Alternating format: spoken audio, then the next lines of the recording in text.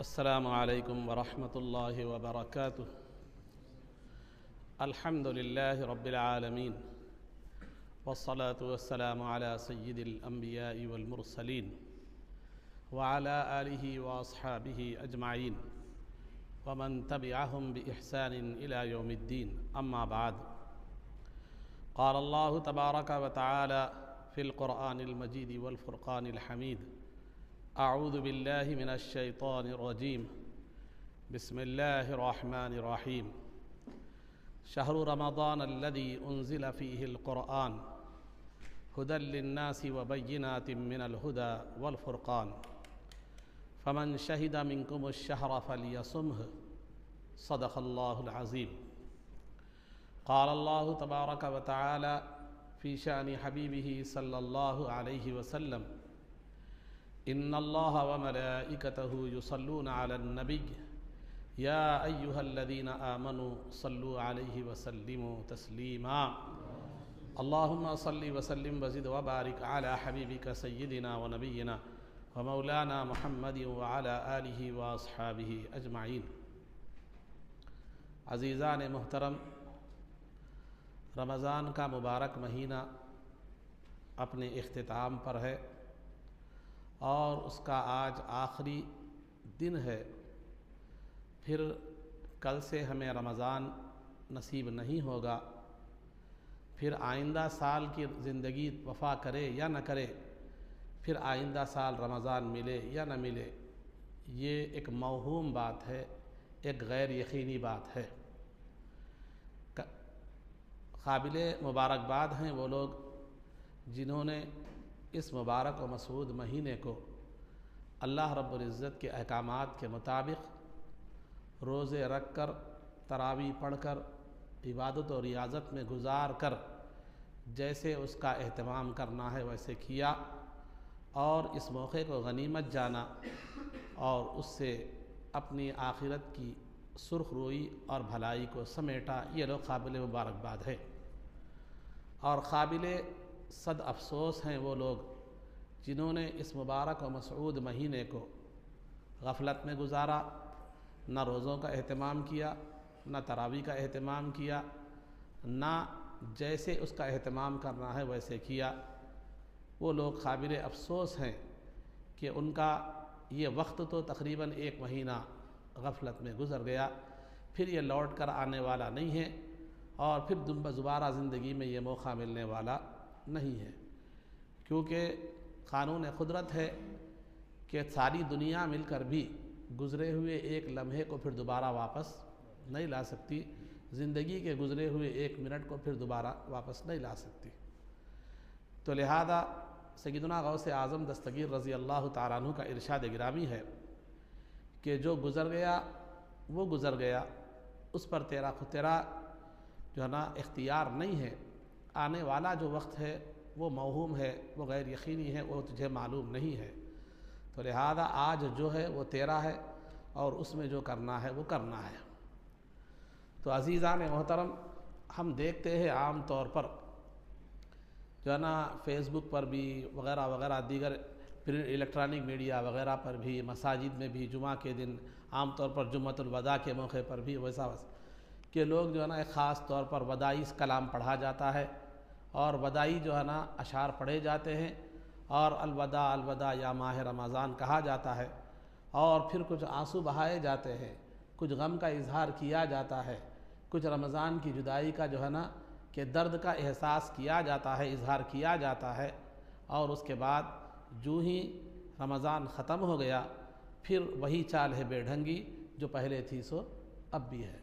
تو کیا اتنا ہمارے لیے کافی ہے؟ کیا رمضان کی وداع میں 4 اشعار پڑھ لینا کافی ہے؟ کیا رمضان کی وداعی میں کچھ آنسو بہا لینا کافی ہے؟ کیا رمضان کی وداعی میں، جدائی میں کچھ لمحے کے لیے غمزدہ ہونا کافی ہے؟ کیا یہ رمضان کی قدردانی ہے؟ کیا یہ رمضان کا جو ہے نا کیا حقیقی معنی میں یہ رمضان کے چلے جانے کا غم ہے؟ تو عزیز محترم، یہ حقیقی معنی میں رمضان سے محبت نہیں ہے، یہ رمضان کی قدردانی نہیں ہے، اور یہ رمضان میں سے حقیقی معنی میں محبت کا کوئی یہ نہیں ہے۔ اگر ولو بالفرض یہ تصریح اگر رمضان کے مہینے کو اگر ایک مہینہ اور بڑھا دیا جائے، ایک رمضان کے مہینے کی مدت کو ایک مہینہ اور بڑھا دیا جائے، پھر اس کے بعد پھر جب اس کے آخری ایام میں آئے تو میں سمجھتا ہوں کہ یہ رونے والوں میں سے تقریباً پھر الوداعی کلام نہیں پڑھیں گے، پھر درد کا اظہار نہیں کریں گے، ایسا نہ ہو کہ کہیں پھر ایک مہینہ اور آگے بڑھنا پڑ جائے۔ تو الغرض عزیزان محترم، بتلانا یہ مقصود ہے کہ ہمارے ہر چیز کیا ہو گئی ہے، ہمارے پاس حقیقت ختم ہو گئی اور رسم باقی رہ گئی۔ ہر چیز کی جو ہے نا رسم باقی رہ گئی۔ اسلام ایک حقیقت پسند مذہب ہے، حقیقت کو پسند کرتا ہے، رسم کو پسند نہیں کرتا۔ ہر چیز کو ہم نے رسماً ادا کرنا سیکھ لیا۔ عید کا دن ہے، نماز پڑھ لیے، کہیں بھی پڑھو، ختم ہو گیا مسئلہ ختم۔ قربانی ہے، جیسا بھی ہو دے دیے، ختم۔ تو اہتمام، احترام، جو ہے نا اس کی کیسا اسے انجام دینا چاہیے، یہ چیز ہمارے اندر جو ہے نا ختم گئی۔ اسی وجہ سے جو ہے نا غالباً علامہ اقبال نے کہا تھا کہ رہ گئی رسم ازاں روح بلالی، نہ رہ گئی، نہ رہی، رہ گئی رسم ازاں روح بلالی نہ رہی۔ تو اس کو تھوڑا سا تبدیل کرتے ہوئے میں کہتا ہوں کہ رہ گئی رسم عبادت روح مسلمانی نہ رہی، رہ گئی رسم عبادت روح مسلمانی نہ رہی۔ تو الغرض عزیزان محترم، ہم دیکھتے ہیں یہ وداعی رمضان کے سلسلے میں اشعار پڑھنے والے، رونے والے، ان میں سے ایک اچھی خاصی تعداد ایسی ہوتی ہے جنہوں نے رمضان کی نہ قدر کی، نہ روزوں کا اہتمام کیا، نہ رمضان کو جیسے گزارنا ہے وہ گزارا، لیکن پھر دیکھیے کہ غم میں شریک ہے۔ جو ہے نا جیسے ہمارے پاس میت کے پاس کچھ لوگ آتے ہیں، میت کسی کے گھر میں انتقال ہو جاتا ہے تو کچھ لوگ آتے ہیں جن کو حقیقی غم ہوتا ہے، رشتے کی بنیاد پر، محبت کی بنیاد پر، وہ تو روتے رہتے ہیں۔ بعض لوگ ایسے رہتے ہیں، لوگ کیا بولتے ہیں کہ بول کے روتے ہیں، نہیں روئے تو کیا بولتے ہیں کہ بول کے کیا کرتے معلوم ہے، روتے ہیں۔ تو یہ لوگ جنہوں نے جو ہے نا رمضان کی قدر نہیں کی اور رمضان کے اختتام پر وداعی کلام پر رو رہے ہیں اور غم کا اظہار کر رہے ہیں، وہ ایسے ہی ہے جیسے لوگ کیا بولتے ہیں کہ نہیں روئے تو بول کے رو رہے ہیں۔ تو الغرض عزیزان محترم، ہمیں رسم نہیں بلکہ حقیقت پر عمل کرنا چاہیے۔ ہم اپنے مزاج کو حقیقت پسندانہ بنا چاہیے۔ تو ہمیں کیا کرنا چاہیے؟ تو عزیزان محترم، ہر چیز کا ایک جسم ہوتا ہے اور ایک روح ہوتی ہے۔ رمضان کا جسم یہ ہے کہ وہ لیل و نہار، صبح ہوئی، شام ہوئی، 1 تاریخ آئی، 2 تاریخ آئی، 3 تاریخ آئی، یہ ایک مہینہ کیا ہو گیا، چاند دکھے شروع کیے، چاند دکھے ختم ہو گیا۔ یہ رمضان کا جسم ہے۔ یہ جسم تو چلا جائے گا، یہ قانون قدرت ہے، دن کا آنا، رات کا آنا، دنوں کا ختم ہونا، لیل و نہار کا ختم ہونا، دنیا کا گزرنا، یہ ایک قانون قدرت ہے، یہ چلتا رہے گا۔ رمضان کا جسم تو ختم ہو گیا لیکن اس کی روح ختم نہیں ہوگی، اس کی روح ہمیشہ باقی رہے گی۔ اور وہ روح کیا ہے؟ وہ روح یہ ہے کہ ہم رمضان کے پیغام کو تھامے رکھیں اور رمضان کے پیغام پر عمل کریں، کہ رمضان نے ہمیں جو پیغام دیا ہے اس پیغام کو سارا سال لے کر چلیں۔ تو حقیقت میں رمضان کا جو ہے نا کی قدر کرنے والے یہ ہوں گے۔ 2 آنسو بہانا یہ قدر نہیں ہے، غمگین اشعار پڑھنا یہ قدر نہیں ہے۔ حقیقی معنی میں، حقیقی معنی میں قدر یہ ہے کہ ہم رمضان کے پیغام کا لحاظ رکھیں۔ رمضان نے ہمیں جو تربیت دی ہے، جو ذہن سازی کی ہے، یا ہمیں جو فکر دی ہے، یا ہمیں جو ہے نا پیغام دیا ہے، اس پیغام پر عمل کرنا اور سال بھر اس پیغام کو زندہ رکھنا اور باقی رکھنا، یہ حقیقت میں رمضان کی قدردانی ہے۔ حقیقت میں رمضان کی جو ہے نا قدردانی ہے۔ ورنہ 2-4 آنسو بہا کر یہ ختم کر دینا، یہ کیا ہے معلوم ہے، ایک رسم ہے۔ اب رسم پوری ہو گئی، مسئلہ ختم، پھر اس کے بعد سال رمضان کی عید کے دوسرے دن سے پھر جو ہے نا جیسے تھے ویسی جو ہے نا ہو گئے۔ تو بہرحال ایسے ہو گئے کہ جیسے کہ بدلے تو پیسے واپس بولے، ایسی بات ہو گئی۔ تو الغرض عزیزان محترم، تو رمضان کا پیغام کیا ہے؟ رمضان ہمیں کیا تربیت دیتا ہے؟ رمضان ہم سے کیا مطالبہ کرتا ہے؟ اگر اس کے پیغام پر عمل کریں گے تو ظاہراً تو رمضان سے آپ وابستہ نہیں رہیں گے، کیونکہ قانون قدرت ہے کہ رمضان گزر جاتا ہے، لیکن باطناً روح کے اعتبار سے آپ رمضان سے ہمیشہ وابستہ رہیں گے، اور رمضان کبھی آپ کی زندگی سے ودا ہی نہیں ہوگا اور آپ کو وداعی کلام پڑھنے کی ضرورت ہی پیش نہیں آئے گی۔ تو وہ پیغام کیا ہے رمضان کا؟ رمضان نے ہمیں کچھ پیغام دیا ہے، ہمیں کچھ تربیت کی ہے، ہمیں کچھ باتیں بتلائی ہے، اس کو ہم اپنی زندگی میں جگہ دینے کی ضرورت ہے۔ سب سے پہلا پیغام جو رمضان کا ہے وہ مجاہدہ ہے۔ سب سے پہلا جو پیغام ہے وہ رمضان کا جو ہے وہ مجاہدہ ہے۔ مجاہدہ کہتے ہیں ان چیزوں کو اپنانا جس کو طبیعت پسند نہیں کرتی، جو طبیعت پر بار گزرتی ہیں، جو طبیعت پر شاخ گزرتی ہیں، جو انسان کو مشقت والی اور جو ہے نا محنت والی اور معلوم ہوتی ہے، ایسی چیزوں کو کرنا، یہ رمضان پہلا مجاہدہ پہلا جو ہے نا درس دیتا ہے مجاہدے کا۔ مثال کے طور پر بھوکا رہنا کسی کو پسند نہیں ہے. آدمی رمضان جب آتا ہے تو انسان بھوکا رہتا ہے، رات میں 20 رکعت تراویح پڑھتا ہے، اور پھر جو ہے نا بھوک و پیاس سے تڑپتا ہے. اور پھر رمضان میں روزوں میں پابندی یہ ہوتی ہے کہ گالی نہ دے، کسی کو لڑائی جھگڑا نہ کرے، کسی پہ غصہ نہ کرے، فلاں فلاں فلاں. یہ تمام چیزیں ایسی ہے جو انسان کی فطرت کے خلاف ہے، انسان کی طبیعت کے خلاف ہے، انسان پر بہت بار ہے، کیونکہ انسان کو بھوکا رہنا پسند نہیں آتا.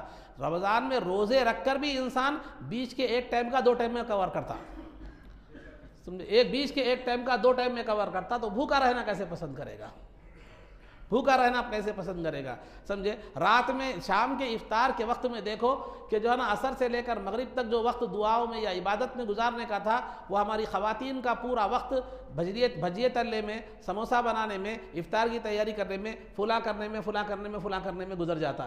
کیوں؟ وہ بیچاری معذور ہے، ورنہ پھر شوہر کا غضب کا سامنا کرنا پڑتا. کچھ ان کا بھی قصور ہے، کچھ شوہر کا بھی ہے. تو بہرحال عزیزان محترم، خلاصہ گفتگو یہ بتانا چاہ رہا ہوں کہ رمضان مجاہدات کا مہینہ ہے، تو انسان بھوکا رہنا پسند نہیں کرتا، پیاسا رہنا پسند نہیں کرتا، اور خواہشات نفسانی کو ترک کرنا پسند نہیں کرتا. یہ اس کی فطری چیز ہے کہ خواہش نفسانی کی طرف کیا ہوتا ہے؟ وہ مائل ہوتا ہے. اور جو ہے نا 20 رکعت رمضان میں تراویح پڑھنا، پھر وہ بھی بڑا زیادہ مقدار میں قرآن پڑھنا، والعصر انا اعطیناک نہیں بلکہ ایک پارہ 1.5 پارہ 20 رکعت میں پڑھنا سننا، یا 10 ہو تو 3 پارے، یا 5 شبی نہ ہو تو 6 پارے 5 پارے. یہ جو ہے نا ایک مشقت کی بات ہے، لیکن مسلمان کیا کرتا ہے؟ اس چیز کو، اس مشقت کو برداشت بھی کرتا ہے اور اس کو یہ بھی کر لیتا ہے. تو لہذا رمضان سب سے پہلے یہ چیز دیتا ہے کہ بتائیے، حوصلہ آپ کے اندر پیدا کرتا ہے کہ خلاف عادت چیز، جو مشقت والی چیز ہو، جو ایک بہتر انجام رکھتی ہو، جس کا انجام بہتر ہو، اور ایک ذی شان اور ایک بڑی جو ہے نا عظمت والی چیز ہے، اگر اس کے لیے آپ کو مجاہدات کرنا پڑے، مشقت اٹھانا پڑے، خلاف عادت اور خلاف نفس کام کرنا پڑے، تو تمہیں کیا کرنا پڑے گا. تو آپ کے اندر مجاہدات کا حوصلہ پیدا کرتا ہے رمضان، مشقتوں کو برداشت کرنے کا حوصلہ پیدا کرتا ہے، بھوک و پیاس کو برداشت کرنے کا حوصلہ پیدا کرتا ہے، اور اپنے نفس کو جو ہے نا کنٹرول کرنے کا جذبہ کیا کرتا ہے انسان، رمضان کیا کرتا ہے؟ پیدا جو ہے نا کرتا ہے. یاد رکھیے، کسی کے جو ہے نا ظاہر کو پچھاڑنا یہ بڑی پہلوان نہیں ہے. حدیث شریف میں سرکار نے فرمایا کہ پہلوان حقیقت میں وہ نہیں ہے کہ جو سامنے والے کو پچھاڑ دے، حقیقت میں پہلوان وہ ہے جو اپنے نفس کو پچھاڑ دے، جس آدمی کا نفس پر قابو نہیں ہے، تو پھر سمجھو وہ کمزور ہے، وہ پہلوان نہیں ہے. حقیقت اگرچہ کہ وہ بہت بڑا تگڑا پہلوان، موٹا تازہ ہوگا، بڑا باڈی بلڈر ہوگا، لیکن نفس پر اگر اس کا قابو نہیں ہے، کنٹرول نہیں ہے، تو وہ پہلوان نہیں ہے. حدیث کی زبان میں بتا رہا ہوں میں.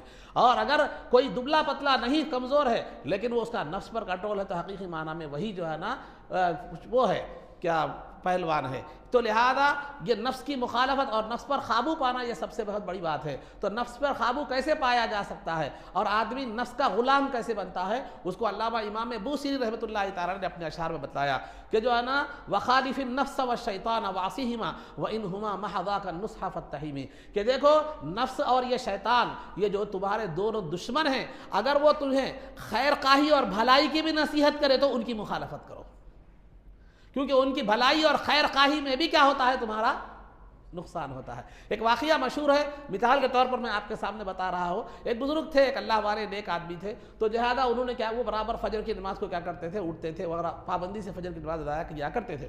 ایک مرتبہ ایسا ہوا کہ غفلت سے نیند لگ گئی، فجر کی نماز یا جماعت چھوٹ گئی. اس کے بعد جو ہے نا انہوں نے کیا کیا، صبح میں جب جو تھوڑی سی جو غفلت ہو گئی، اس کی وجہ سے انہوں نے اتنا گریا و زاری کی، اتنا اللہ کے بارگاہ میں گڑگڑایا، رویا گڑگڑایا کہ جو ہے نا اس کے بعد جو ہے نا پھر دوسرے دن جب فجر کا وقت آیا تو شیطان خود اٹھانے آ گیا. شیطان نے خود اٹھا کر کہا، اٹھایا تو پریشان ہو گئے وہ، ارے مردود، تیرا کام تو سلانا تھا، تو اٹھایا کیوں؟ تو اس نے کہا کہ کل آپ نے غفلت سے میں آپ کو سلا دیا تھا، تو آپ نے بعد میں جو اللہ کی بارگاہ میں گریا وزاری کی، اور جو ہے نا اللہ کی بارگاہ میں جو تڑپ کر گریا وزاری کر کے اپنے گناہ کی معافی مانگی، تو اللہ رب العزت کی بارگاہ میں مقام آپ کا بہت زیادہ ہو گیا. میں نے چاہا کہ پھر آج وہ مقام حاصل نہ ہو، اس لیے میں نے نماز کو اٹھانے کے لیے آ گیا.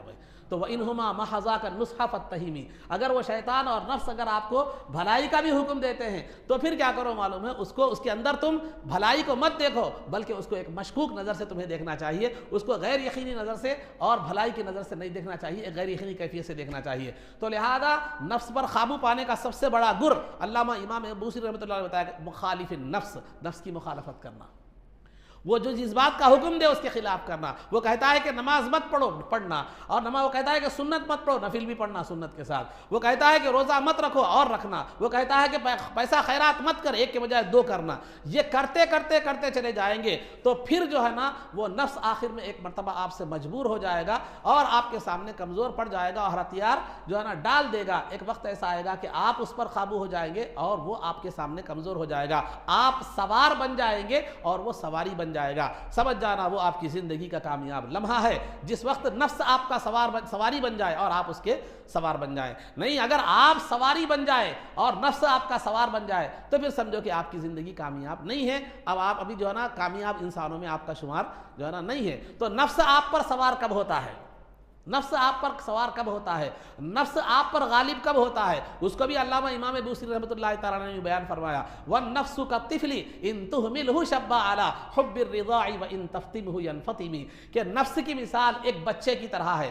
بچے کو اگر جو ہے نا دودھ پلاتے رہو، پیتا رہے گا، دودھ پینے کی عمر بھی گزر جائے تو پیتا رہے گا، دودھ پلاتے رہو پیتا رہے گا۔ لیکن اگر وَإِن تَفْتِمْهُ يَنْفَطِمِ، اگر 2 سال کے بعد بچے کو چھڑا دو گے دودھ، کچھ کسی نہ کسی تدبیر سے، کسی نہ کسی ہیلے سے، تو وہ دودھ چھوڑ دے گا، کھانا کھانے لگے گا۔ تو نفس کو اس کی بات، نفس جو ہے نا کب آپ پر غالب آئے گا؟ اس کی بات سنتے رہے، اس کی مانتے رہے، اس پر عمل کرتے رہے تو وہ موٹا ہوتا رہے گا اور موٹا ہوتا رہے گا اور موٹا ہوتا رہے گا اور طاقتور ہوتا رہے گا اور آپ پر سوار ہوتا رہے گا۔ تو رمضان میں تو نفس کی تربیت، نفس کی جو ہے نا مخالفت، نفس کو جو قابو میں کرنے کا ایک ذریعہ تو یہ ہے کہ وہ مخالفت کرنا ہے، وہ جو کام کہتا ہے اس کے خلاف کرنا ہے، اور دوسرا یہ ہے کہ اس کے بھوک و پیاس سے اس کو کیا کرنا ہے؟ تڑپانا ہے۔ کیونکہ اللہ رب العزت میں علامہ جو ہے نا سیدی عبداللہ شاہ صاحب قبلہ رحمۃ اللہ تعالیٰ علیہ اپنی کتاب جو ہے نا فضائل رمضان میں آپ نے ایک بات کو لکھا ہے کہ اللہ رب العزت نے جو ہے نا جب نفس کو پیدا کیا، نفس کو پیدا کیا، نفس کس کو کہتے ہیں؟ نفس انسان کے اندر ایک بری قوت ہے جو شیطان کا گھر ہوتا ہے، جو انسان کو برائی کا کیا کرتا ہے؟ حکم دیتا ہے۔ رمضان میں جب شیاطین قید بھی کر دیے جاتے ہیں تو ان کا جو ہے نا کام یہ کرتا ہے، یہ نفس انسان کے اندر ایک بری جو ہے نا طاقت ہے جو انسان کو گناہوں کی طرف لے جاتی ہے۔ اس کو کہا، عام بات بتا رہا ہوں، وہ علمی باتیں تحقیقی باتیں میں الگ ہے وہ، لیکن عام بات انسان کے اندر جیسی اچھی قوتیں ہوتی ہے، ایک بری قوت ہے جو انسان کو کیا کرتی ہے؟ برائی کی طرف، اللہ کی نافرمانی کی طرف لے جاتی ہے، اسی کا نام کیا ہے؟ نفس ہے، نفس۔ تو لہذا یہ بات سمجھے تو جو ہے نا یہ روزہ اسی لیے رکھا، اللہ رب العزت نے جب نفس کو پیدا کیا تو اللہ رب العزت نے نفس سے کہا کہ آگے آ، تو آگے نہیں آیا، پیچھے آ تو پیچھے نہیں آیا۔ تو لہذا اللہ نے اسے بھوک سے تڑپایا، پیاس سے تڑپایا، تو اس کے بعد جب اس سے کہا کہ جو ہے نا آگے آ تو آگے آیا، بھوک پیچھے آ تو پیچھے آیا۔ تو لہذا نفس کو کنٹرول کرنے کے 2 طریقے ہیں، ایک تو کھانا کم، اس کو بھوک و پیاس سے تڑپانا، اور دوسرا یہ کہ جو ہے نا اس کو جو ہے نا اس کی مخالفت کرنا، وہ جس بات کا حکم دے اس کی خلاف ورزی کرنا۔ لیکن یہ 2 معاملات ہم دیکھیں گے تو تربیت کا جو مہینہ رمضان ہے اسی میں ہم جو ہے نا ناکام اس میں نظر آتے ہیں۔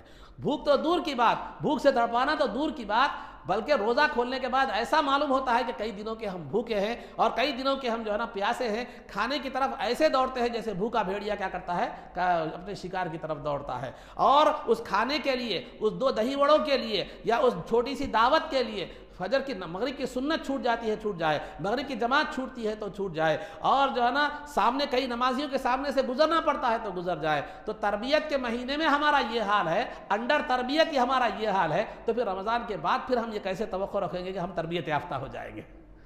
تو لہذا الغرض عزیزان محترم، تو یہ مجاہدات جو رمضان میں کیے جاتے ہیں، خلاف طبیعت کاموں کا جو رمضان میں حکم دیا گیا، بھوک و پیاس کا حکم دیا گیا، تراویح پڑھنے اور اس میں کثرت سے قرآن پڑھنے کا حکم جو دیا گیا، جو بظاہر انسان کی طبیعت پر شاق گزرتا ہے، یہ بتلانا ہی مقصود ہے، یہ تربیت دینا مقصود ہے کہ دیکھو جو ہے نا مشقتیں برداشت کرنا اور مشقتوں کا برداشت کرنے کا حوصلہ پیدا کرنا ہے، بھوک و پیاس کا حوصلہ پیدا کرنا ہے اور بھوک و پیاس کو برداشت کرنے کی عادت ڈالنا ہے۔ اور غریبوں کے بھوک کا احساس جو ہے نا دلانا ہے۔ اور اگر تم زندگی میں آج مالدار ہو، کل تمہارے پاس سے مال چلا جائے، تنگدستی اور آ جائے اور فقیری آ جائے، تو پھر تمہیں بھوک و پیاس برداشت کرنا ہے۔ اس کا احساس کیا کرتا ہے؟ دلاتا ہے۔ اللہ نے تمہیں جو نعمت مال کی دی ہے، بہت سے لوگ ایسے ہیں جن کو ایک ٹائم کھانے کے لیے کھانا نصیب نہیں ہے، لیکن تمہیں اللہ نے بہترین غذا 3 وقت فراہم کی ہے۔ رمضان میں بھوکا رکھا کر بتلایا جاتا ہے کہ دیکھو اللہ نے تمہیں جو رزق کی نعمت دی ہے اس کی قدردانی کرو،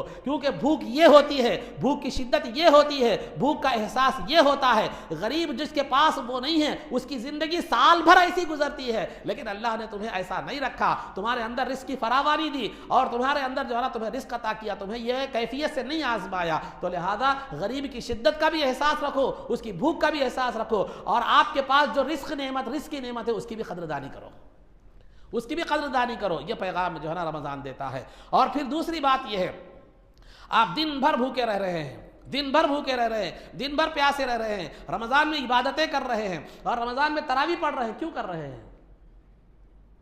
کیوں کر رہے ہیں؟ مقصد کیا ہے آپ کا؟ کیا پیسے ملنے والے ہیں آپ کو؟ رمضان عید کے دن کچھ پیسے ملنے والے ہیں کیا؟ آسمان سے کچھ پیسے گرنے والے ہیں کیا؟ یا کوئی من و سلوہ اترنے والا ہے عید کے دن؟ آپ صرف یہی کہ اللہ کا حکم ہے، اللہ اور اس کا رسول راضی ہو جائے، اللہ اور اس کے رسول راضی ہو جائے۔ تو رمضان یہ تربیت آپ کو دیتا ہے کہ اللہ اور اس کے رسول کی خاطر زندگی میں کوئی بھی مصیبت برداشت کرنے کے لیے آ جائے، طبیعت کے خلاف کوئی بھی کام کرنا پڑے، مزاج کے خلاف کوئی بھی کام کرنا پڑے، نفس کے خلاف کوئی بھی کام کرنا پڑے، وہ کر گزرو۔ اگر اللہ اور اس کے رسول کی مقصود جو ہے نا خوشنودی اگر حاصل کرنا ہے، اس کی راہ میں، اس کی خوشنودی کی راہ میں، اس کو راضی کرنے کی راہ میں کتنی بھی مشقت آ جائے اور کتنی بھی پریشانی آ جائے، کتنی بھی طبیعت کے اور مزاج کے خلاف کام کرنا تمہیں پڑے، تو تمہیں پیچھے نہیں ہٹنا چاہیے، کیونکہ یہ چیزیں عارضی ہیں اور مقصد جو ہے بہت بڑا ہے، وہ اللہ اور اس کے رسول کی رضا اور خوشنودی ہے۔ رمضان آپ کو یہ پیغام دیتا ہے، رمضان آپ کو یہ پیغام دیتا ہے۔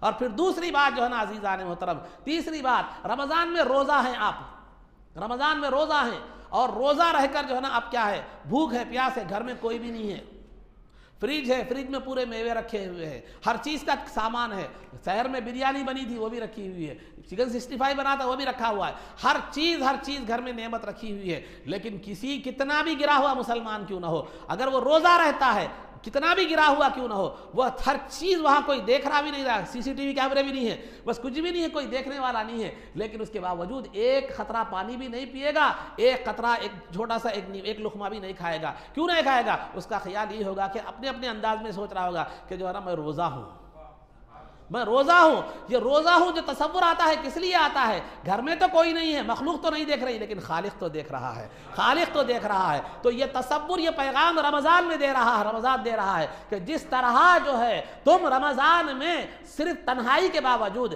کسی کے نہ دیکھنے کے باوجود، پورا کھانے کا موقع میسر آنے کے باوجود، تم روزے میں اس خیال سے کوئی چیز نہیں کھاتے کہ کوئی نہ دیکھے تو نہ دیکھے، لیکن اللہ رب العزت دیکھ رہا ہے۔ تو لہذا زندگی کے ہر معاملے میں تمہارا یہی مراقبہ ہونا چاہیے، تمہارا یہی تصور ہونا چاہیے۔ جب بھی گناہ کی بات آئے، جب بھی نافرمانی کی اللہ کی بات آئے، کسی کو دھوکہ دینے کی بات آئے، کسی کے ساتھ جو ہے نا وعدہ خلافی کی بات آئے، کسی کو نقصان پہنچانے کی بات آئے، کسی کو چونا لگانے کی بات آئے، تو جو تصور رمضان میں تھا وہ رمضان میں باقی رہنا چاہیے کہ اللہ مجھے دیکھ رہا ہے، اگرچہ کہ سامنے والا مجھے نہیں جانتا ہوگا، سامنے والا میرے جھوٹ سے واقف نہیں ہوگا، سامنے والا میرے دھوکے سے واقف نہیں ہوگا، سامنے والا میرے فریب سے واقف نہیں ہوگا، لیکن اللہ دیکھ رہا ہے، اسے جواب دینا ہے۔ یہ تصور سارا سال آپ کو رکھنا ہے، سارا تال آپ کو رکھنا ہے، اور یہ مجاہدات، یہ کوششیں اللہ کو راضی کرنے کے لیے آپ کو زندگی بھر ہمیشہ کرنی چاہیے۔ اس کی رضا کی راہ میں، اس کی خوشنودی کی راہ میں ہر مصیبت کو خوشی نہ خوشی جو ہے نا دل کی بطیب خاطر، خوشنودی دل کے ساتھ جو ہے نا آپ کو کیا کرنا چاہیے، برداشت کرنا چاہیے۔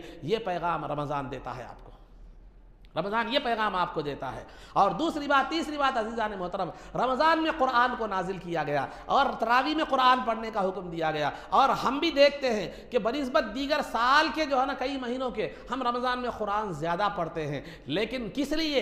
ایصال ثواب کے لیے، مرحومین کو بخشنے کے لیے، اپنے مردوں کو بخشنے کے لیے۔ یاد رکھیے، قرآن صرف ایصال ثواب کے لیے نہیں ہے، قرآن جو ہے نا صرف جو ہے نا یہ دعا پڑھنے کے لیے نہیں ہے. یقیناً اس میں شفا بھی ہے, یقیناً اس میں ثواب بھی ہے, لیکن مقصد اس کا کوئی اور ہے. یہ ضمنی چیزیں ہیں. ایصال ثواب ہو یا پڑھ کر پھونکنا ہو, یہ ضمنی چیزیں ہیں. لیکن حقیقی مقصد قرآن کا یہ ہے کہ قرآن کو نازل اس لیے کیا گیا کہ بندہ اس کی تعلیمات پر عمل کرے, اس کے احکامات پر عمل کرے, اس کے مطابق اپنی زندگی کو گزارنے کی کوشش کرے, اور اس میں اللہ رب العزت نے جو ارشاد فرمایا ہے اس کو جو ہے نا اس پر کیا ہے عمل کرنے کی کوشش کرے. تو لہذا اس کے لیے کیا ضروری ہے؟ اس کے لیے پہلے اللہ کے کلام کی عظمت اور اس کا یقین دل میں پیدا ہونا ضروری ہے کہ اللہ رب العزت کے کلام پر تو ہم نے ایمان لایا, قرآن اللہ کا کلام ہے, یہ ہم نے تو مان لیا, زبان سے اقرار کر لیا, لیکن دل سے یہ یقین پیدا ہونا چاہیے کہ یہ اللہ کا کلام ہے. جب تک یقین پیدا نہ ہو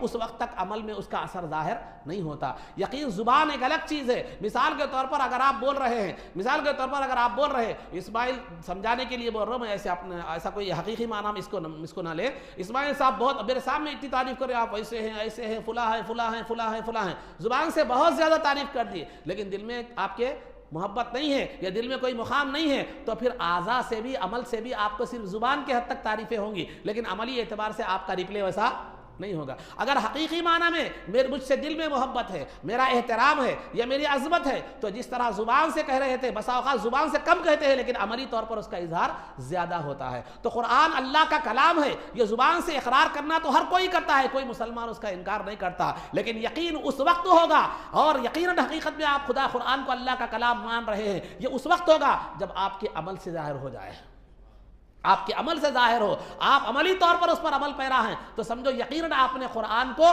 اللہ کا کلام دل سے مان لیا. زبان سے ماننا تو حلق کے نیچے بھی نہیں اترا. تو لہذا دل سے ماننے کی علامت یہ ہے کہ قرآن ہماری کتاب ہے, ہم قرآن پر ایمان رکھتے ہیں, اللہ کا کلام ہے, اس پروردگار کا کلام ہے جس پر ہم نے ایمان لایا ہے, اس رسول کے ذریعے سے ہم تک آیا جس کو جو ہے نا جس پر ہم نے ایمان لایا ہے. یہ عظمت, یہ وقار, یہ ہمارا قانون ہے. اگر جو ہے نا ہم جس ملک میں رہتے ہیں اس ملک کے قانون کی پابندی کرتے ہیں, لیکن ہمیں اس ملک کے قانون کے ساتھ ساتھ ہمیں اللہ کے کلام پر بھی, اس کے قانون پر بھی پابندی کرنی چاہیے, اور اس کے قانون پر بھی جو ہے نا ہمیں عمل کرنا چاہیے. کیوں؟ اس لیے کہ ملک کا قانون زندگی کے حد تک ہے, لیکن اللہ کا قانون قبر میں بھی کام آئے گا, حشر میں بھی کام آئے گا. ملک کا قانون ملک کے حد تک ہے. اگر آپ یہاں سے کسی ملک سے مائگریٹ کر کے دوسرے ملک کو چلے جاتے ہیں تو پھر وہاں آپ کا قانون لاگو جو ہے نا نہیں ہوتا. تو لہذا آپ کی زندگی تک لاگو ہوگا, زندگی کے بعد آپ کے لاگو نہیں ہوگا. لیکن اللہ کا قانون, جب تک آپ ملک کا قانون فالو کریں گے, ایک بہتر شہری اور بہتر آدمی آپ کہلائیں گے. ملک میں آپ کو سزا نہیں ملے گی اور آپ کو جو ہے نا پولیس نہیں پکڑے گی, آپ پر قانونی دفعات نہیں لگیں گے.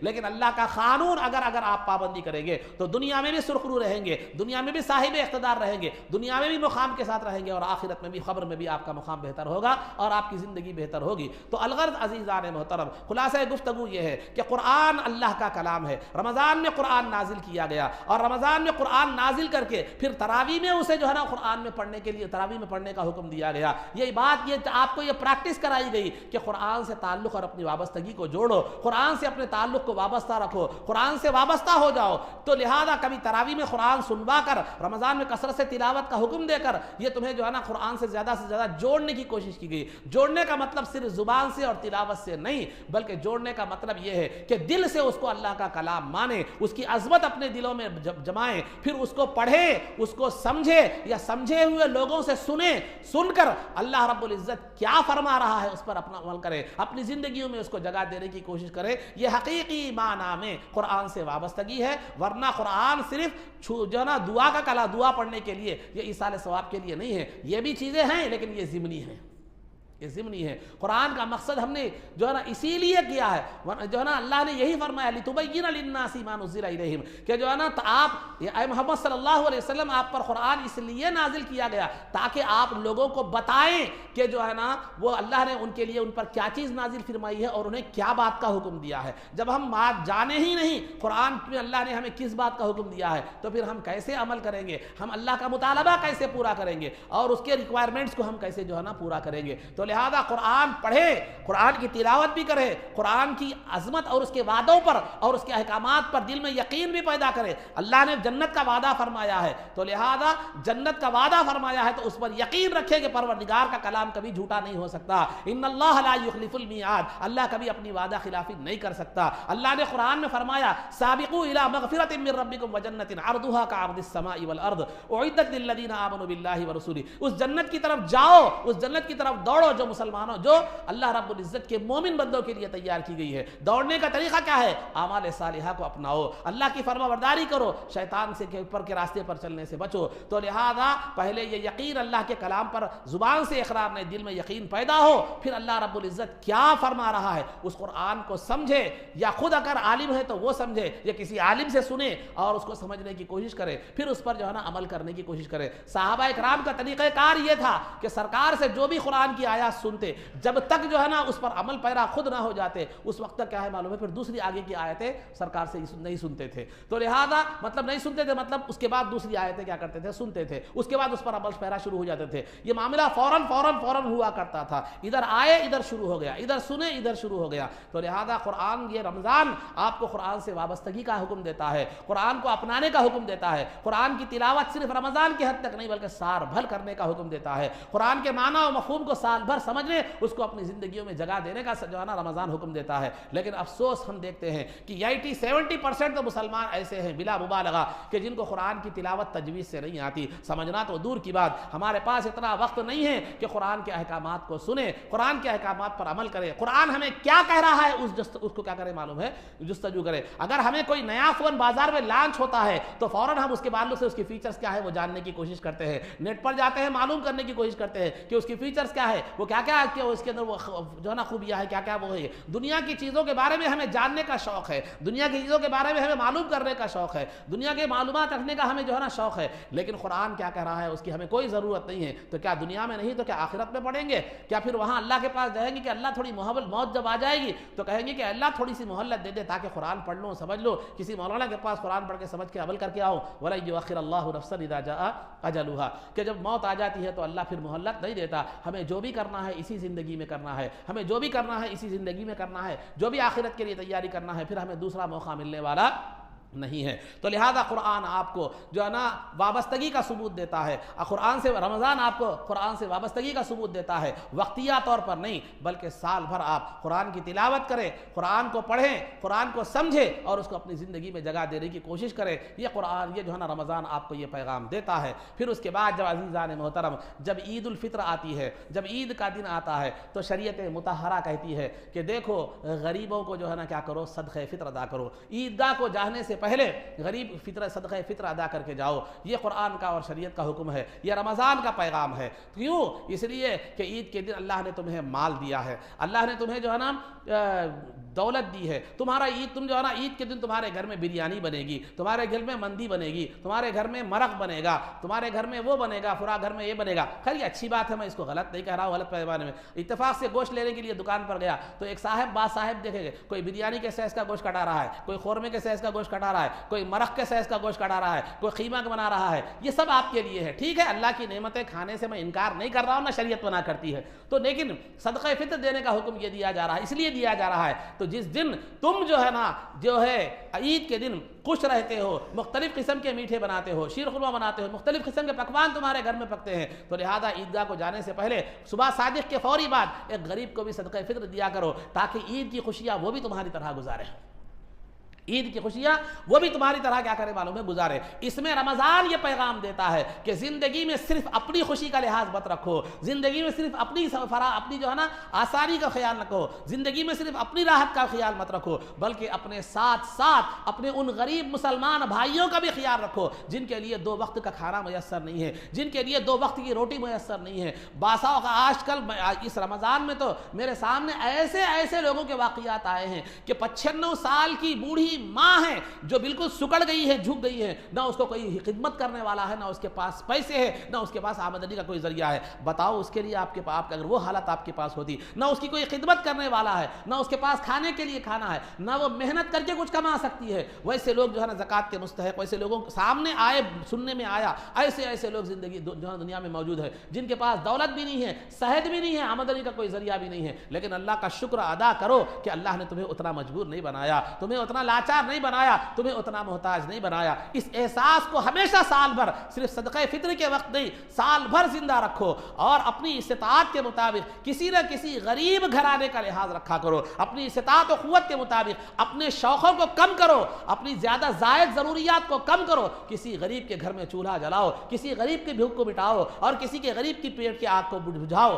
یہ پیغام صدقہ فطر کے ذریعے سے رمضان تمہیں کیا کرتا ہے؟ دیتا ہے۔ تو زندگی تم تو گزارتے ہو، اگر تم اپنے لیے سوچتے ہو، اپنے لیے راحت سوچتے ہو، صرف اپنے لیے سوچتے ہو، تو تمہارے میں اور دیگر مخلوق میں کوئی فرق نہیں ہے۔ تمہیں انسان بنایا ہے، جو ہے نا درد دل کے لیے پیدا کیا انسان کو، ورنہ کم نہیں تھی کروبیاں، جو ہے نا کروبی ایک فرشتے ہیں جو اللہ کی گریہ وزاری کرتے ہیں۔ اللہ کی عبادت اور گریہ وزاری کے لیے فرشتے بھی اللہ نے بہت پیدا کیے ہیں، لیکن انسان کو عبادت کے ساتھ ساتھ درد دل دے کر پیدا کیا۔ تو انسان کو چاہیے کہ اپنے ساتھ ساتھ، پیغام رمضان یہی دیتا ہے صدقہ فطر کے ذریعے سے، کہ اپنے ساتھ ساتھ سال بھر غریبوں کا لحاظ رکھو۔ جس طرح تم نے زکوٰۃ کے حوالے سے، صدقہ فطر کے حوالے سے رمضان میں غریبوں کا لحاظ رکھا، یا رمضان کے حد تک سیزن وائز مت کرو اس کو، اپنی عبادتوں کو سیزن وائز مت بناؤ، اپنی عبادتوں کو ایک سیزن کے حد تک محدود مت رکھو، بلکہ سال بھر کسی نہ کسی غریب کا لحاظ رکھو، کسی مستحق کے گھر کا چولہا جلاؤ، کسی کے پیٹ کی بھوک کی آگ بجھاؤ۔ یہی پیغام رمضان ہے، یہی روح کا پیغام، رمضان کی روح ہے۔ تو عزیزان محترم، یہ تمام چیزیں جو ہے نا رمضان پیغام دیتا ہے کہ یہ رمضان کی یہ پیغام ہے، رمضان کی یہ روح ہے، اس پر عمل کرنے کا ہمیں رمضان حکم بھی دیتا ہے، تربیت بھی دیتا ہے۔ اور اگر ہم اس پر عمل کرتے ہیں تو ہم نے بظاہر تو رمضان کو ودا کر دیا، لیکن حقیقی معنی میں ہم رمضان سے سال بھر وابستہ رہیں گے۔ اگر اس پر ہم عمل نہیں کرتے، رمضان کے پیغام پر اگر ہم عمل نہ کریں، رمضان ہوتے ہی، عید کا چاند دکھتے ہی جو ہے نا اگر بھول جائے رمضان کیا ہے، کیا نہیں، کیا پیغام ہے، تو پھر جو ہے نا وہ حقیقی معنی میں رمضان کو آپ ودا کر دیے ہیں، جسمانی طور پر بھی اور جو ہے نا روحانی طور پر۔ علامہ اقبال کا ایک بہترین شعر مجھے یاد آ رہا ہے کہ جو ہے نا مجھے وہ اگرچہ کہ علامہ اقبال نے اپنی قوم، اپنی ملت اور اپنی جو ہے نا قوم کے لیے بولا تھا، لیکن وہ رمضان کے لیے میں آپ کے سامنے بتا رہا ہوں کہ خزاں کا ڈر نہیں میرے چمن کے پھولوں کو، خزاں کا ڈر نہیں میرے چمن کے پھولوں کو، وہ زندہ ہیں اگر زندہ رکھے میرے اصولوں کو، اگر وہ زندہ ہیں، اگر زندہ رکھے میرے اصولوں کو، یعنی میری قوم، میری ملت کے لوگوں کو پر کبھی خزاں آئے گا۔ خزاں کہتے ہیں بہار کے اپوزٹ، یعنی خزاں کہتے ہیں پتجھڑ کا موسم، پتجھڑ کا موسم جس میں بہار نہیں ہوتی، درخت سوکھ جاتے ہیں، پھل نہیں ہوتے، بالکل خشک سالی کا اب آپ آسانی سے سمجھنے کے لیے ایک خاص سالی کے معنی بھی اسے لے سکتے ہیں۔ تو خزاں کا ڈر نہیں میرے چمن کے پھولوں کو، وہ زندہ ہیں اگر زندہ رہے میرے اصولوں، رکھے میرے اصولوں کو۔ تو لہذا اگر میری قوم میرے اصولوں کو اپنائے گی، میری ملت اگر میرے اصولوں کو اپنائے گی، یا سرکار دو عالم صلی اللہ علیہ وسلم کی طرف سے منسوب کیجئے کہ خزاں کا ڈر نہیں میرے چمن کے پھولوں کو، یعنی میرے امتیوں کو، وہ زندہ ہیں، وہ ہمیشہ زندہ بن کر رہیں گے، دنیا میں سربلند رہیں گے۔ زندہ رکھے میرے اصولوں کو، میرے اسوے کو، میرے نمونے کو اگر زندہ رکھیں گے تو دنیا میں ایک زندہ قوم بن کر رہے گی۔ یہ ایک شعر ہے، لیکن اسی کو اگر رمضان پر اگر جو ہے نا یہ جو ہے نا اس کو مصداق، اس کا اطباق کیا جائے، اطلاق کیا جائے، تو رمضان کہتا ہے خزاں کا ڈر نہیں میرے روزے داروں کو، خزاں کا ڈر نہیں میرے روزے داروں کو، ناکامی، رسوائی اور غمزدہ ہونے کا کوئی ڈر نہیں ہے میرے جو ہے نا روزے داروں کو، وہ زندہ رہیں گے، وہ سرخرو رہیں گے۔ زندہ رکھے میرے پیغام کو، زندہ رکھے میرے پیغام کو، زندہ رکھے میرے اصولوں کو۔ رمضان میں میں نے جو تربیت دی تھی، رمضان میں میں نے جو تربیت دی تھی، رمضان میں میں نے جو پیغام دیا تھا،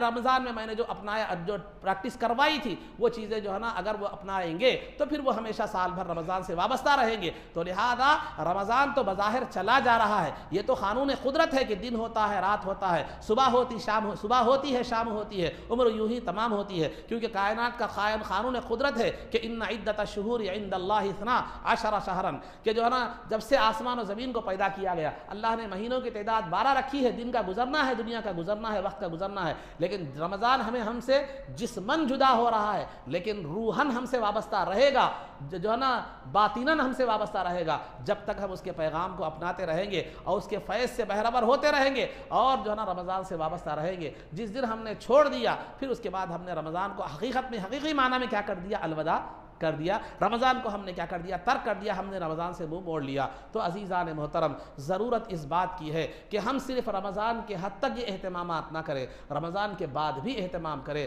رمضان کے بعد بھی جو جذبہ اور جو عبادت کا ذوق ہمارے اندر تھا وہ رمضان کے بعد بھی باقی رکھیں۔ مسلمان صرف ایک وقت یہ رمضان صرف سیزن نہیں ہے بلکہ یہ تربیت کا ایک وقت ہے۔ اب اگر آپ دیکھتے ہیں کہ مثال کے طور پر سرکاری گورنمنٹ آفیسرس ہے، گورنمنٹ آفسوں میں آپ دیکھتے ہیں کوئی نیا سسٹم آ گیا یا نیا جو ہے نا کوئی ایپ آ گیا، کوئی نیا جو ہے نا پروگرام آ گیا، تو کیا کرتے ہیں آفیسرز کو؟ کیا کرتے ہیں وہ اس کی تربیت دیتے ہیں۔ اب آپ پہلے دیکھتے ہیں پہلے زمانے میں کیا تھا، پوری ہر چیز ریکارڈ ہاتھوں میں لکھی جاتی تھی، اب ہر جگہ کمپیوٹر آ گیا، تو لہٰذا کمپیوٹر آنے کے بعد کیا کرتے ہیں وہ لوگ تو جو ہاتھ سے لکھنے والے ہیں وہ کمپیوٹر کے عادی نہیں ہوتے، لہٰذا انہیں تربیت دی جاتی ہے تاکہ وہ کمپیوٹر پر کیا کر سکے، کام کر سکے۔ اس کے بعد وہ تربیت اس لیے دی جاتی ہے کہ آگے کا پورا کام کیا کرے، وہ اس تربیت کی بنیاد پر کیا کرے، انجام دے سکے۔ تو رمضان میں بھی یہ تربیت آپ کو دی جاتی ہے تاکہ آپ آگے کا پورا سال اسی تربیت کی بنیاد پر گزارے، انہی قوانین کی بنیاد پر گزارے، انہی اصولوں کی بنیاد پر جو ہے گزارے۔ تو اگر ہم حقیقت میں اگر رمضان یہ ایک مہینے کا نام نہیں ہے، رمضان تو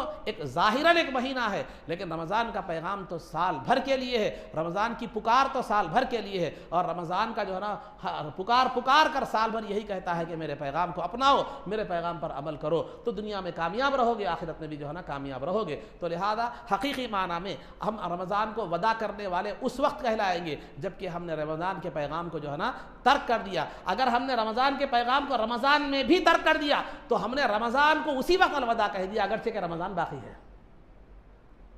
لیکن اگر رمضان کے بعد بھی ہم نے رمضان کے پیغام کو باقی رکھا تو ہم نے رمضان کو الوداع نہیں کہا، رمضان سے وابستہ ہے، اگرچہ کہ ظاہراً کیا ہو گئے، آپ قانون قدرت کے مطابق اس سے دور ہو گئے لیکن رمضان سے آپ کبھی دور جو ہے نا نہیں ہوئے۔ مثال کے طور پر اگر آپ کسی دوست سے یا ماں باپ سے یا کسی سے آپ کو بے انتہا محبت ہے، اگر وہ سعودی امریکہ کہیں بھی چلا جائے، ظاہراً جسماً آپ اس سے دور ہو گئے لیکن حقیقی معنی میں قلبی طور پر اس سے وابستہ ہیں، اور یادی طور خیالی طور پر آپ اس سے وابستہ ہیں، اور ہمیشہ اس کی طرف ذہن رہتا ہے، ہمیشہ اس کی فکر رہتی ہے، ہمیشہ اس کی توجہ رہتی ہے۔ تو لہذا رمضان بھی ایک بہترین دوست اور ایک بہترین مہمان، ایک محبوب ساتھی کی طرح ہے جو دنیا و آخرت کا خیر خواہ آپ کے لیے ہے۔ تو لہذا اگر آپ اس سے حقیقی محبت ہے تو اس کے چلے جانے کے بعد بھی اس کی طرف توجہ ہونی چاہیے، اس کی احساس، اس کی فکر ہونی چاہیے، اس سے وابستگی اور تعلق ہونا چاہیے۔ یہی حقیقت میں رمضان سے دوستگی ہے، یہی ہمیشہ حقیقت میں رمضان سے وابستگی ہے، یہی حقیقت میں رمضان سے کی قدردانی ہے۔ ورنہ دو چار آنسو بہا لینا،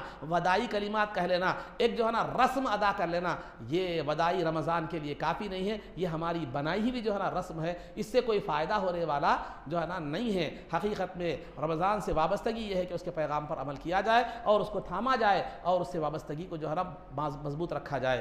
یہ چند باتیں تھیں جو آپ کے سامنے رکھی گئی۔ تو لہذا ہمیں آگے والی زندگی، کل سے رمضان ختم ہو گیا، جدا تو ہو گیا لیکن باطنی طور پر ہم جدا اسے نہیں ہونے دینا ہے، یہ ہماری ذمہ داری ہے، اور پھر سال تک پھر باقی رہنا ہے، پھر آئے گا، زندگی رہی، پھر ملاقات ہوگی اور ہوتا رہے گا۔ اور تیسری بات، آخری بات، رمضان آپ کو یہ بھی جو ہے نا یہ دیتا ہے، یہ بھی آپ کو جو ہے نا پیغام دیتا ہے کہ دیکھو شب قدر بھی ایک رات تھی، شب قدر بھی ایک رات تھی، عام راتوں کی طرح ایک رات ہے۔ سورج غروب ہوا، پھر اس کے بعد رات شروع ہوئی، سورج نکل گیا، رات شروع، اس میں بھی تاریکی، عام راتوں میں بھی تاریکی، ہر ایک بھی تاریکی، لیکن شب قدر اپنی تمام جنس پر، اپنی تمام راتوں پر 1000 مہینوں سے زیادہ افضل ہو گئی۔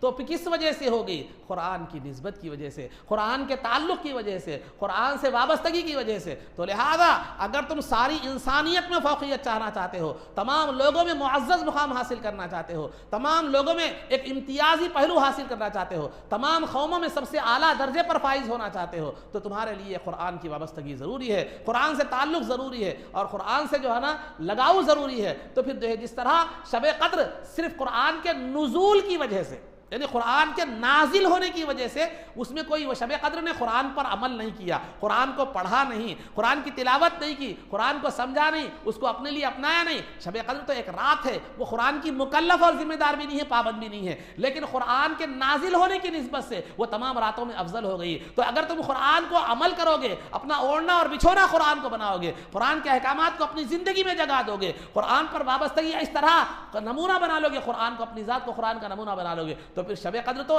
ایک معمولی نزول کی وجہ سے وہ مقام ملا، تو پھر تمہیں کیا مقام ملے گا، تمہیں کیا مرتبہ ملے گا، وہ آپ سوچ بھی نہیں سکتے اور آپ اس کا تصور بھی کیا کر سکتے ہیں، نہیں کر سکتے۔ اس بات کو سمجھنے کی ضرورت ہے، اور رمضان آپ کو یہ بھی پیغام دیتا ہے۔ تو عزیزان محترم، میری آپ سے گزارش ہے، بلکہ اپنے لیے میں اپنے آپ سے بھی یہی جو ہے نا میرا یہی مدعا ہے، کہنا ہے، میں کوئی جو ہے نا آپ لوگوں سے الگ نہیں ہوں، میرا بھی یہی کہنا ہے کہ ہر چیز کو اسلام رسم کا نام نہیں ہے، اسلام کی عبادت رسم کا نام نہیں ہے، بس کسی بھی چیز کو رسماً ادا کرنے کی کوشش مت کیجیے، اہتمام کیجیے، قدر کے ساتھ کیجیے، محبت کے ساتھ کیجیے، اللہ اور اس کے رسول کی خوشنودی کے حصول کے جذبے کے ساتھ کیا کیجیے، یہی اسلام آپ سے مطالبہ کرتا ہے۔ ورنہ رسماً ظاہراً عبادت کرنے سے، خیر اللہ فضل والی ذات ہے، وہ محروم تو آپ کو نہیں کرے گا، لیکن حقیقی معنی میں آپ کی عبادت کا وہ معیار، وہ مقام نہیں ہوگا، وہ مقام نہیں ہوگا۔ تو یہ چند باتیں اور گزارشات تھی۔ اللہ رب العزت سے دعا ہے کہ خود کہنے والے کو اور سننے والوں کو سب کو عمل کی توفیق رفیق عطا فرما، عزت و عافیت کی زندگی دے، ایمان پر ہمارا خاتمہ فرما، رسول پاک صلی اللہ علیہ وسلم کے قدموں میں ہمارا حشر فرما، آپ کی شفاعت عظمیٰ سے ہم کو بہرور فرما، آپ کے دست مبارک سے جام کوثر پینا نصیب فرما، جنت میں آپ کی غلامی معیت و رفاقت نصیب فرما۔ صلی اللہ تعالی وسلم علی خیر خلقہ سیدنا محمد و آلہ و صحبہ اجمعین برحمتک یا ارحم الراحمین والحمد للہ رب العالمین۔